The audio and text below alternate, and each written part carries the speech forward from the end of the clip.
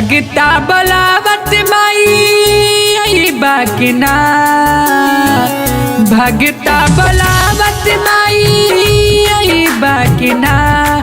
अपना बेटा के द्वारा सन देखई बुकिना, अपना बेटा के द्वारा सन दे।